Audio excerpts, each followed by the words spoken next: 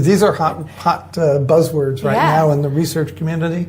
There's a lot of research been done with basically animal models. And what people talk about at autophagy and apoptosis is basically changing either, regenerating cells from aging cells, regenerating with replacement cells, and it's kind of the cleaning system, right? A cleaning system, but also cleaning up internal cellular machinery, particularly involving things called mitochondria. And mitochondria are those little furnaces inside cells that actually do the oxidative energy generation. That's where oxygen is consumed along with either fat or carbohydrate to replace the high energy phosphates, ATP and creatine phosphate.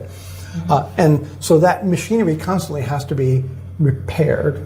And there is evidence that periods of fasting can enhance that process. There's been less research with well-formulated ketogenic diets done long enough to actually look at that. And again, the turnover of cells and the turnover of mitochondria, that is how frequent they're replaced, is measured in weeks or months, not in a day or two.